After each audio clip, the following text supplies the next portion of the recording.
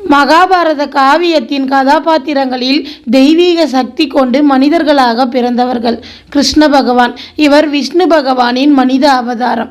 பலராமர், ஆதி நாகமான சேஷநாகத்தின் மனித பிறவி. பீஷ்மர், அஷ்டவசுக்களில் ஒருவராக இருப்பவர். முனிவர்களின் சாபத்தின் காரணமாக மனிதனாக பிறந்தவர்.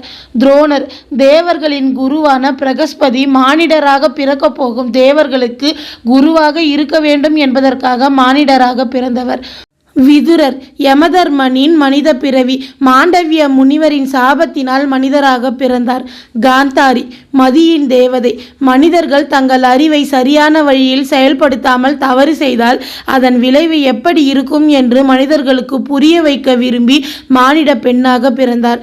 அஸ்வத்தாமன், சிவபெருமானின் ருத்ர அடையாளம். தவறு என்று தெரிந்தும் தீமைக்கு துணையாக செயல்பட்டால் கடவுளின் அடையாளமாக இருந்தாலும் அதன் பலனை அடைந்தே தீர வேண்டும் என்பதை உணர்த்துவதற்காக மனிதனாக பிறந்தவன். யுதிஷ்டிரன், யமதர்மனின் ஆத்மாவில் ஒரு பகுதி. தர்மத்தை எந்த நிலையிலும் தவறவிடாமல் வாழ்ந்தால் இறுதியில் சுகந்தத்தையும் சுகத்தையும் அடையலாம் என்பதை உணர்த்துவதற்காக மானிடனாக பிறப்பெடுத்தவன். பீமன், வாயுதேவனின் சக்தியில் ஒரு பகுதி.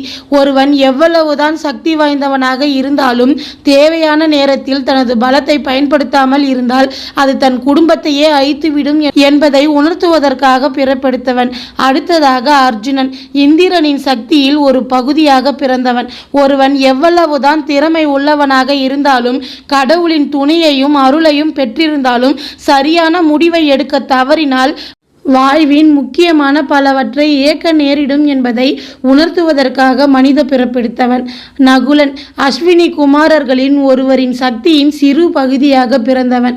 அழகை வைத்து வாழ்க்கையில் சிறப்பை அடைந்துவிட முடியாது என்று உணர்த்துவதற்காக பிறந்தவன். சகாதேவன், அஸ்வினி குமாரரின் சக்தியின் ஒரு பகுதியாக பிறந்தவன்.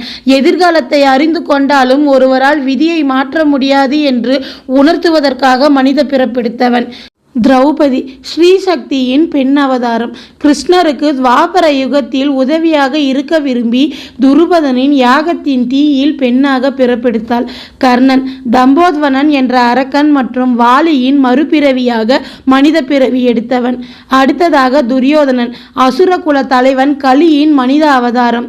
சகுனி, அசுரன் கலியிடம் இருந்த படையின் தளபதியாக இருந்தவன். அபிமன்யு, சந்திரதேவரின் மகன் சோமன். உபபாண்டவர்கள் விஸ்வதேவர்களாக இருந்தவர்கள். விஸ்வாமித்திரரின் சாபத்தினால் திரௌபதிக்கு மகன்களாக பிறந்தார்கள். கிருபாச்சாரியார், சிவபெருமானின் ருத்ர அடையாளத்துடன் பிறந்தவர். இவர் சிரஞ்சீவியாக வாழ்பவர். திருஷ்டத்யும்னன், அக்னி தேவரின் சக்தியின் ஒரு பகுதியாக பிறந்தவன். கடோத்கஜன், அர்ஜுனன் உயிரை குருஷேத்திர யுத்தத்தில் காப்பாற்ற வேண்டும் என்பதற்காக இந்திர தேவனால் பீமனுக்கு மகனாக படைக்கப்பட்டவன். கிருஷ்ண பகவானின் மகன் பிரத்யும்னன், சிவபெருமானின் நெற்றிக்கண் பார்வையிலிருந்து வந்த நெருப்பில் எரிந்து சாம்பலான காமதேவனின் மறுபிறவிதான் பிரத்யும்னன். இதுபோல் சுவாரஸ்யமான தகவலை தெரிஞ்சுக்கணும்னு ஆசைப்பட்டீங்கன்னா என்னோட சேனலை சப்ஸ்கிரைப் பண்ணுங்கள் ஃப்ரெண்ட்ஸ்.